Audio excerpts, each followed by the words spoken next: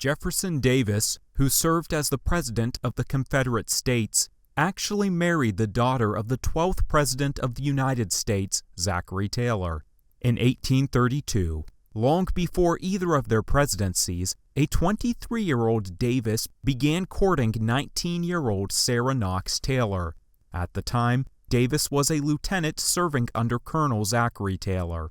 Davis was madly in love with Sarah and insisted on marriage. However, her father denied the request. It's believed this was mainly due to the simple fact that Davis was a military man, and neither Zachary nor his wife Margaret wanted this life for their daughter. Taylor, 49 at the time, had begun his military service when he was 24, and it consumed his life. His days were spent away from his family, moving from post to post. When Taylor was home, he often sacrificed family time to manage his plantations. Taylor has been quoted as saying, "I know enough of the family life of officers. I scarcely know my children, or they me."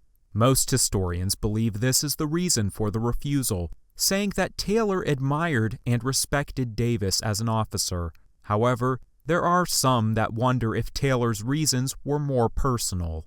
Though Davis was tall and handsome and came from a respected family, he was known for behavior issues.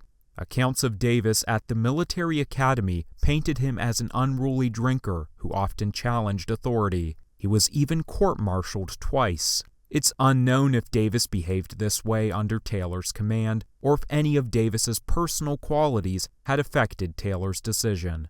Davis had served under Taylor for the first time 4 years prior to ever proposing to Sarah, so the two were very familiar with each other. Davis's defiant spirit would emerge upon being denied the marriage. He was enraged and told friends that he was going to challenge Taylor to a duel. This never came close to happening, as friends quickly advised against it.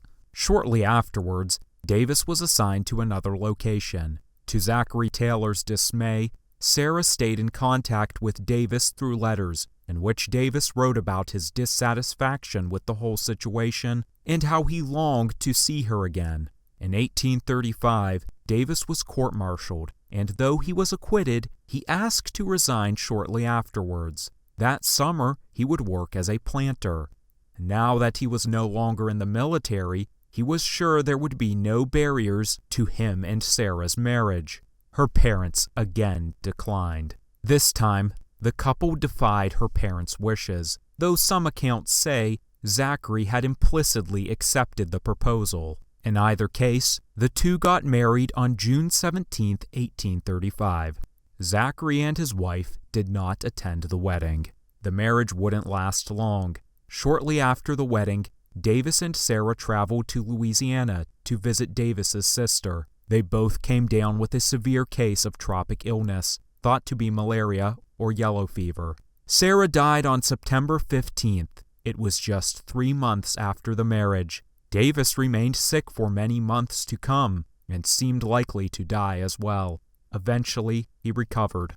Davis and Sarah's parents were devastated. Zachary was bitter towards Davis, feeling he should have known better than to travel to Louisiana during the summer, when illness was so prevalent. Deeply depressed, Davis lived a reclusive life for the next 8 years. He continued to work on his plantation while practically worshiping the memory of Sarah. In 1845, 10 years after Sarah's death, Davis, 36, remarried. While he'd entered politics and become more social, he'd hardly moved on. His obsession with Sarah remained. In fact, the parents of his new wife had initially declined his proposal, partially on account of Davis's obsession. While on their honeymoon, Davis insisted that they visit Sarah's grave. Later that year, Davis would actually have a chance meeting with Zachary Taylor. The two made some amends, but still had a rocky relationship. Their paths crossed again in 1847, during the Mexican-American War, when now Colonel Davis served under General Taylor. After a serious injury to his foot, Davis needed to be taken out of combat, but during his time, he served with distinction. leading a major charge and using clever tactics to stop a flanking attack by Mexican forces. Before Davis left the field, Taylor had reportedly told him, "My daughter, sir, was a better judge of men than I was." Over the next few years, Davis began a frequent correspondence with his former father-in-law. Biographer Elbert Smith claims that Davis became one of Taylor's closest friends, and that Taylor's personal feelings on political matters can actually be best found in his letters to Davis. However, politics wasn't an area where they often agreed.